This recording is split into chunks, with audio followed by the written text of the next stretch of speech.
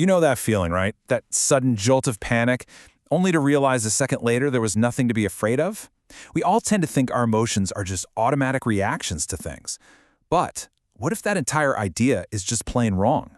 In this explainer, we're going to dive into a pretty groundbreaking theory that says our brains don't just react to the world, they actually construct our emotional reality from scratch. Okay, to really get our heads around this, let's start with a really common experience. It seems so simple on the surface, but trust me, it reveals this incredibly complex process that's happening inside your mind all the time. So, picture this. You're out for a walk in the woods. Your eyes catch a long, curved shape on the trail up ahead. And instantly, before you can even consciously think the word snake, your heart starts pounding. Your muscles tense up. You just freeze. The real question is, why? Why does your body flip out with fear before your conscious mind even knows for sure what it's looking at?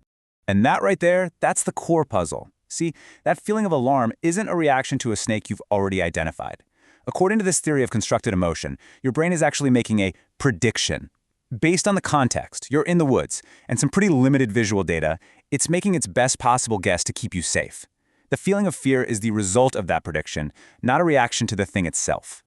So how on earth does the brain do this so fast? Well, to understand this incredible construction process, we need to break it down.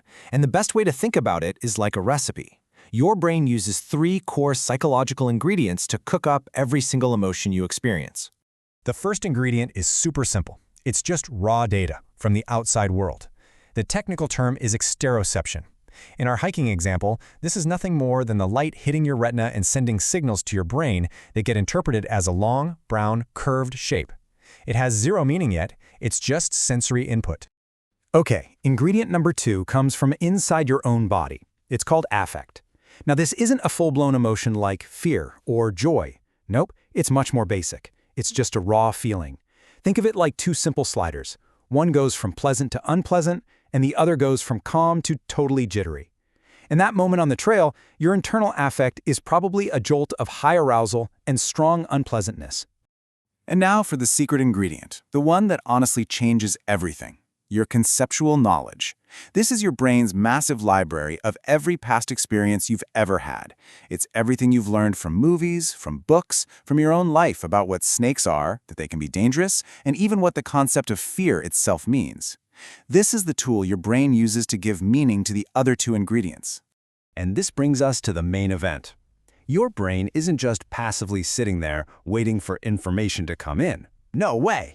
It's a prediction machine, and it's constantly using your past experiences to guess what's happening, what's coming next, and most importantly, what it all means for you. So let's put it all together now. Your eyes see that long brown shape. That's your sensory input. Your brain instantly dives into its library of conceptual knowledge and asks, okay, what's the most likely identity of this thing in this context, and what should I do about it? It runs a quick prediction. That could be a snake. Danger, prepare the body. And that prediction then constructs the whole emotional experience, the pounding heart, the tense muscles, and the mental state you eventually label as fear. Now, I know this diagram looks a little complicated, but it shows one really crucial idea. Just look at all those looping arrows. It's not a straight line from seeing a snake to feeling fear. Instead, your internal feelings, your past knowledge, and what you're sensing from the outside world are all constantly talking to each other, influencing each other in this big feedback loop. It's a dynamic, creative process, not some simple robotic reaction. And this is the really profound takeaway. Our experience isn't a perfect mirror of the outside world. It is an active construction, a reality that's been tailored for us by us. It's why 2 people can be in the exact same situation and construct totally different emotional experiences. To really appreciate just how revolutionary this idea is, it really helps to compare this new constructionist model with the way scientists used to think about emotions for a long, long time. And here you can see the difference so clearly. The old model on the left, often called basic emotions theory, saw feelings like fear as these universal, hardwired circuits. It was kind of like having a fear button in your brain that just gets pushed when you see a snake. But the new constructionist model sees emotions more like recipes. Your brain is the chef, and it's flexibly combining the same basic ingredients, sensations, affect, and concepts, to create this huge variety of nuanced emotional meals, all perfectly tailored to the specific situation. Okay, so this leads to a really crucial question. If our learned concepts are a key ingredient, can we change the recipe? And the answer is yes. And you know what? That's the most practical and powerful part of this whole idea. It means we can actually become better architects of our own emotional lives. Right? This is the empowering part of the whole theory. It moves us from being, just passengers in our emotional lives to being the potential drivers. If your brain is building your emotions using tools it has learned over time, well, then you can give it better tools to work with. So how do you actually do it? Well, first, expand your emotional vocabulary. Learning to tell the difference between feeling anxious, disappointed, or frustrated instead of just lumping it all into feeling bad gives your brain more precise concepts to use. This is something called emotional granularity. Second, you can actually question your predictions in the moment. When you feel that surge of anger in traffic, just pause and ask, what story is my brain telling me about that other driver?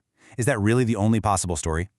And finally, you can actively learn new concepts by reading, talking with people, or maybe through therapy to give your brain a richer, more flexible toolkit for the future.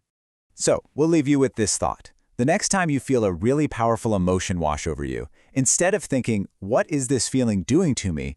Try asking yourself, what is my brain constructing right now and why?